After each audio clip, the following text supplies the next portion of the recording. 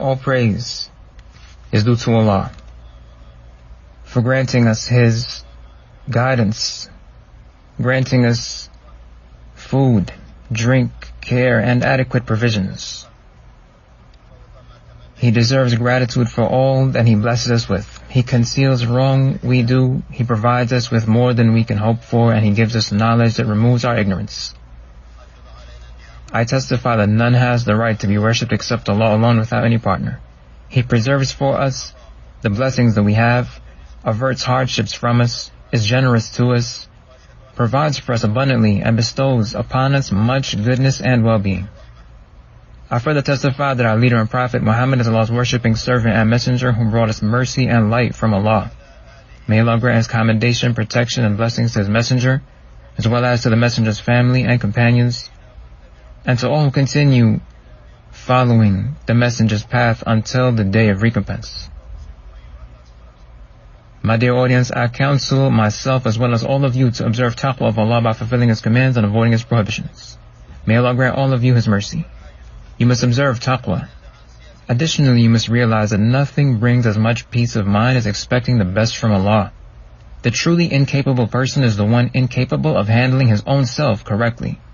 When a person's conduct becomes corrupt, he torments himself. Furthermore, among the remarkable things that Allah can decree to happen are the slip of a perceptive individual even though he is cautious, as well as the safety of an ignorant individual even though he is careless. Ultimately, in all that Allah does, He has matchless wisdom and complete control. Servants of Allah, additionally, remember that Allah has told us, righteous deeds are not equal to misdeeds. Do good to people in exchange for them having done wrong to you. When you do so, you will find that if there is animosity between you and someone else, he will become like a beloved friend. However, none are guided to such praiseworthy qualities except those who patiently persevere, and none are guided to those qualities except the people who will earn tremendous rewards. Dear Muslims, this is the way that Allah's universal laws take effect in life and among the living. There are many blessings people have but may take for granted, and the only time they become aware of those blessings is during times of hardship. That is when they see the blessings of Allah which were always right in front of them, but they had previously been heedless of.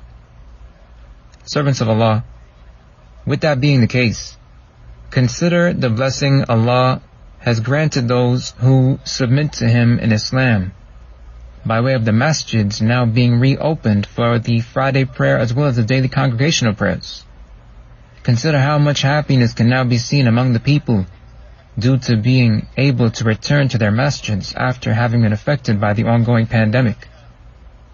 We implore Allah, the most generous bestower, to remove the pandemic soon. He indeed hears our prayers and responds.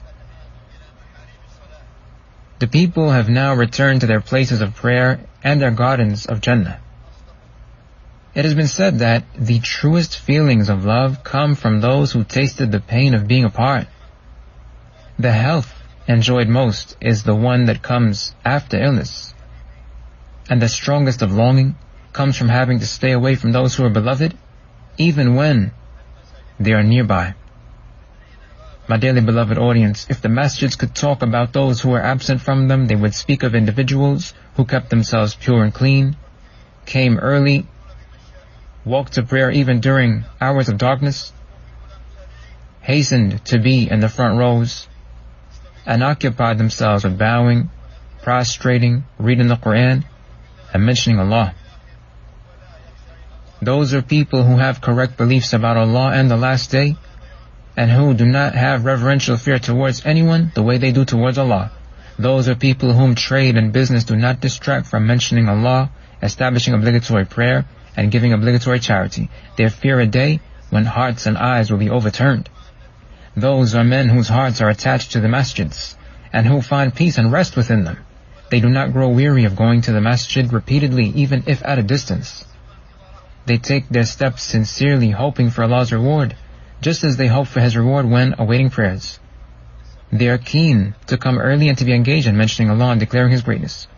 They are among 7 types of people, as mentioned in an authentic hadith, whom Allah will grant shade on the day when there will be no shade except that which He grants. They are men whose hearts are attached to the masjids. Al-Hafidh ibn Rajab, may Allah have mercy upon him, commented that some narrations of the hadith mention the man whose heart is attached to the masjids, and other narrations mention that he remains attached to the masjid from the time he leaves all the way until he returns. Thus, he has love for the masjid and is comforted by worshipping Allah there, such that his heart stays attached to it from the time he leaves up until the time he returns again. This is something that happens for someone who takes hold of his soul, directs it to obey Allah, and has it yield to him. Since a person's inclinations certainly call him to love the things that it desires, a person will only love the locations of worshipping Allah when the person himself loves Allah, his guardian Lord, and when the person opposes his soul's disobedient inclinations. My dearly beloved audience, in light of this pandemic that has come and kept the people of Islam away from their masjids, part of us expecting the best from our Lord is to hope and expect that those people are individuals whose hearts remain attached to the masjids, and they feel the longing referred to earlier. Servants of Allah, we are speaking about love for the masjids, love for the houses of Allah.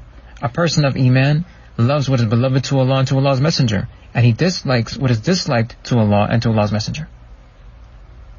And Imam al-Nawawi, may Allah have mercy upon him, commented that love for the masjid is represented by one's being there regularly for congregational prayers and being consistent in praying there.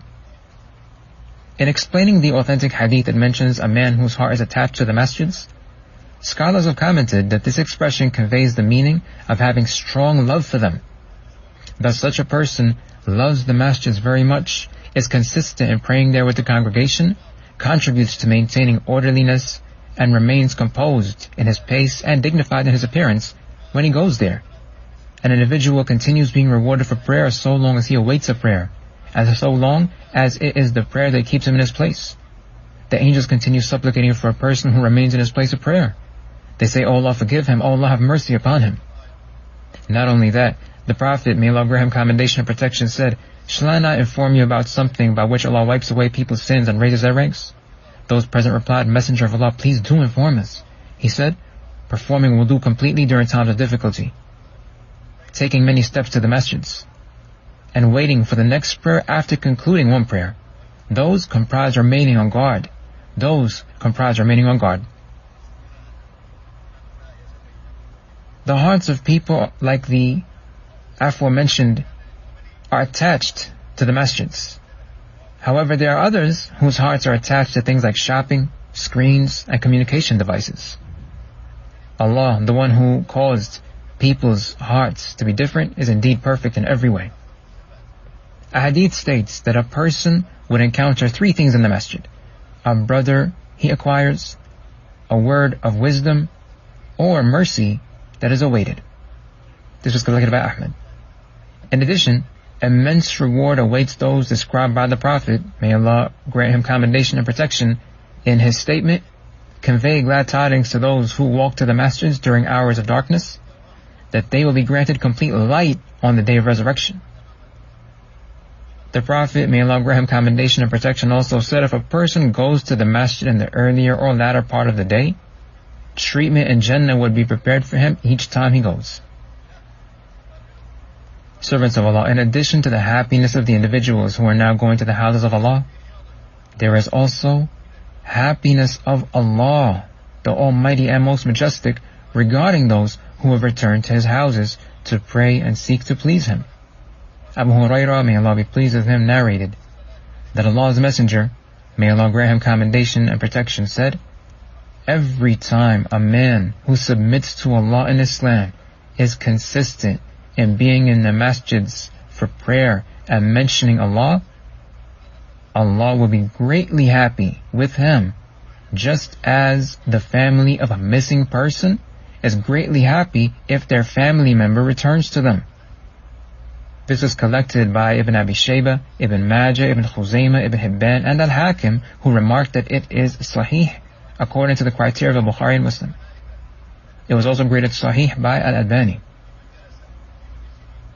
Servants of Allah, along with the preceding, there are angels who descend and are present for the Fajr and Asr prayers, angels present for gatherings in which Allah is mentioned, and angels who invoke Allah and ask His forgiveness for those who remain in their places of prayer to mention Allah. Servants of Allah, there is an important point to note which underscores the tremendous significance of the Masjid to the people of Islam. That point is one of the rights to be fulfilled towards the Masjid, and it is a manifestation of being attached to it. It was what was done by our Prophet, may Allah grant him commendation and protection, when he returned from travel.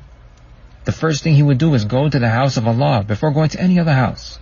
He would enter and perform 2 rak'ah, 2 units of prayer. Thus, the Masjid should be the first spot upon the ground of one's homeland which his 2 feet touch when he returns. Even before meeting his parents, child, or spouse, he should stand before his Lord in the house of his Lord and thank him for being granted a safe return, as well as being in fortunate circumstances regarding his property, family, and loved ones. Servants of Allah, something else to think about is that places in this world which belong to important individuals are generally kept free of raised voices, commotion, excessive movement, and irresponsible words. With that in mind, we should consider the elevated rank which Islam's teachings give the houses of Allah, and that includes being dressed appropriately, going there in a tranquil and composed manner, standing in rows that are orderly and properly arranged, not stepping over others who are seated, not carrying any unpleasant odor, not raising one's voice, avoiding disputation, and not announcing an item that has been lost. The Prophet, may Allah grant him commendation and protection, had said, "Those among you who are most knowledgeable and alert are to stand nearest to me when I lead you in prayer. Then, those who follow them. In addition, when congregating for prayer, you must not do so with the commotion found in the marketplaces." This commotion refers to disputing and raising of voices. A further issue to keep in mind is that during current circumstances, it is important for us to abide by the directives given by authorized officials in order to preserve the safety and health of the public at large. May Allah enable us to glean benefit from the guidance of His book and the sunnah of His messenger. May Allah grant him commendation and protection. I say this much, I implore Allah to forgive all sins that have emanated from myself and all of you. Thus you should also seek His forgiveness, as He is certainly the continually forgiving and the bestower of mercy.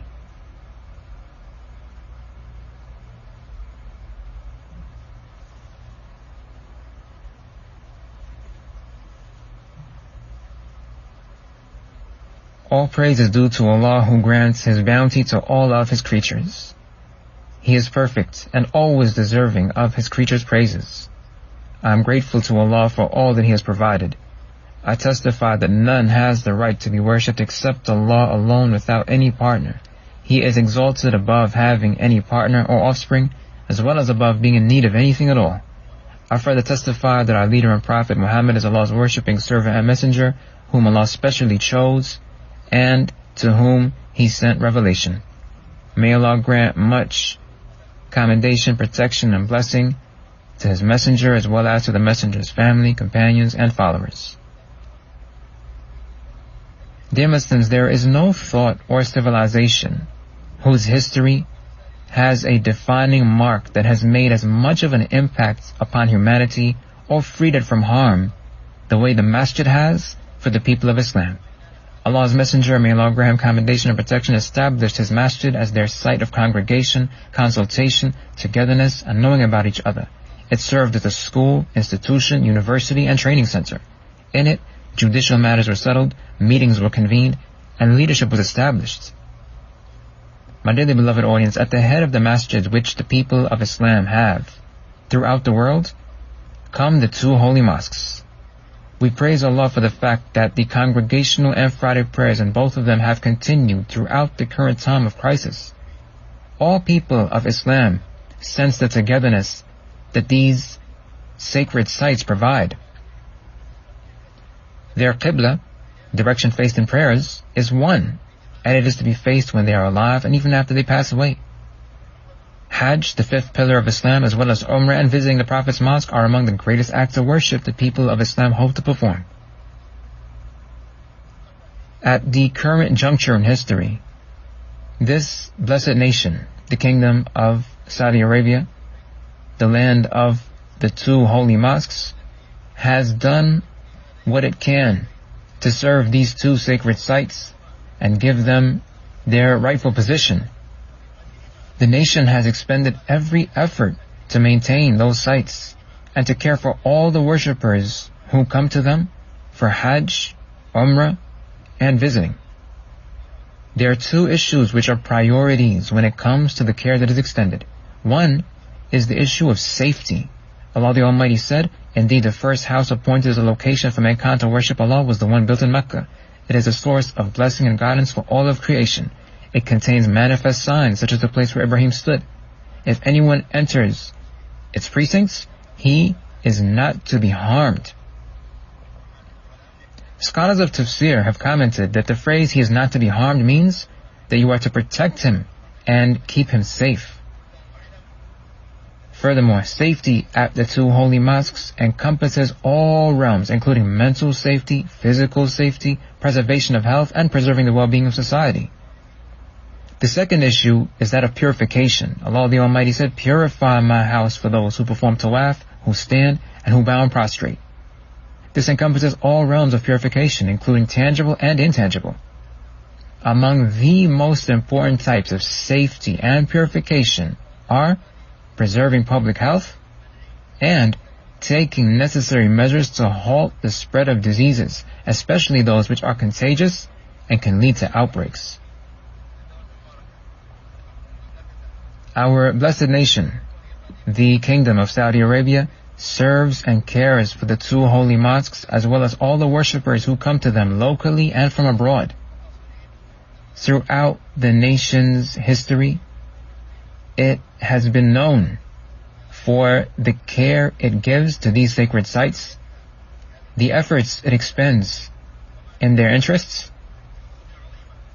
the immense costs it covers to build and expand them, and the attention it devotes to making it easy to reach them, providing a comfortable atmosphere throughout them, and facilitating the acts of worship performed in them. The preparation of the sacred sites in Mecca and Medina are a testament to our nation's shining history, noteworthy efforts, and wise management. When the current pandemic took hold of our entire world, the leadership of our nation put decisive measures in place to preserve the safety of all citizens and residents within its borders. It harnessed all available resources to do so, and this has been witnessed by those both near and far. We praise Allah that our nation's leadership has very adeptly handled the current crisis, and that includes its decision to temporarily stop Umrah. It is a decision that has been welcomed by Muslims in all parts of the world as individuals, councils, and nations.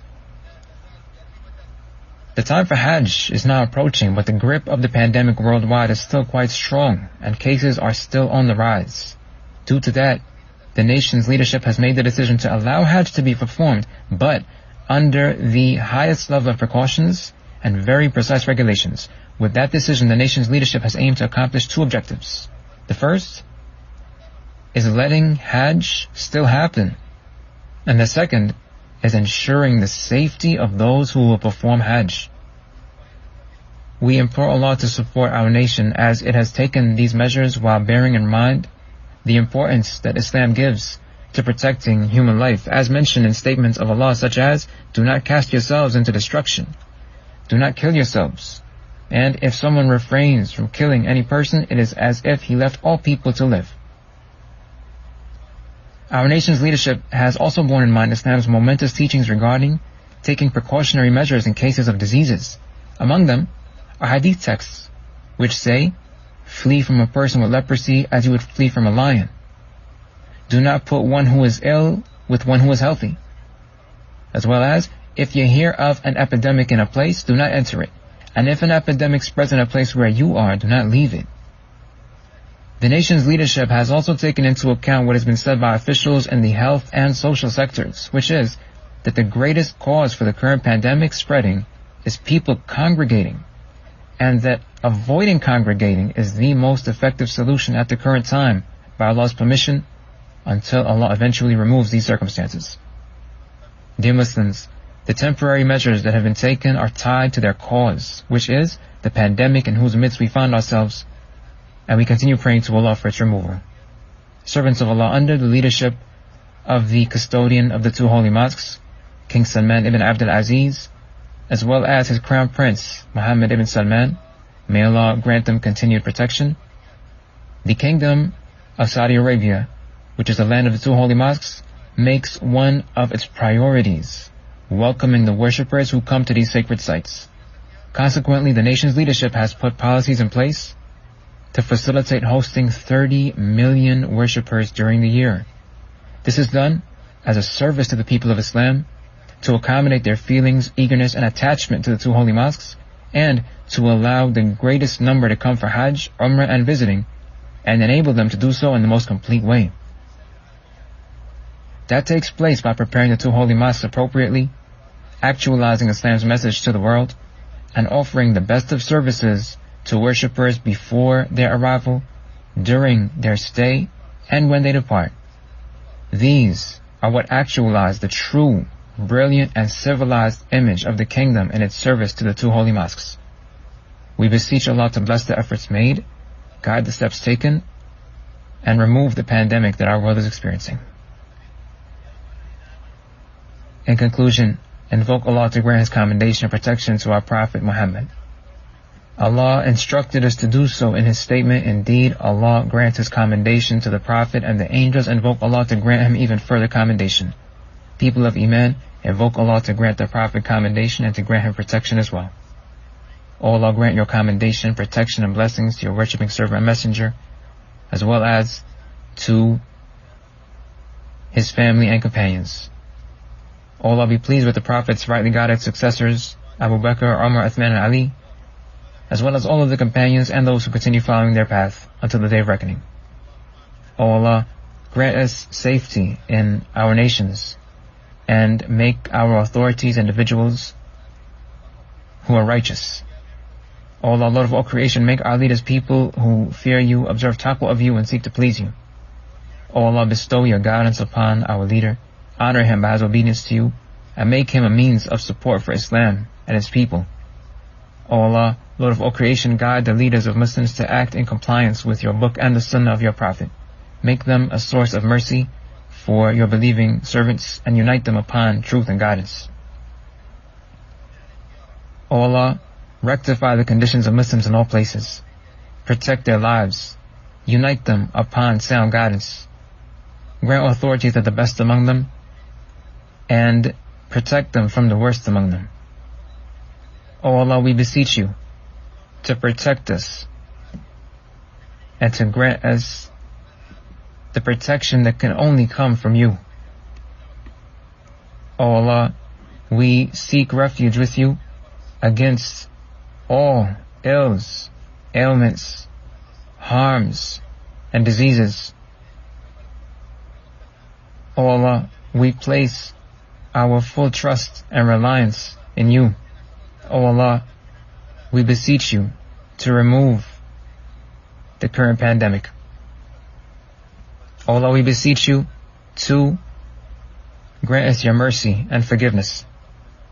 Our Lord, we have indeed wronged ourselves, and if you do not grant us your mercy and forgiveness, we will surely be among those who lose everything. Our Lord, grant us good in this world, grant us good in the hereafter, and protect us from the torment of the hellfire. And all praise is due to Allah, the Lord of all creation.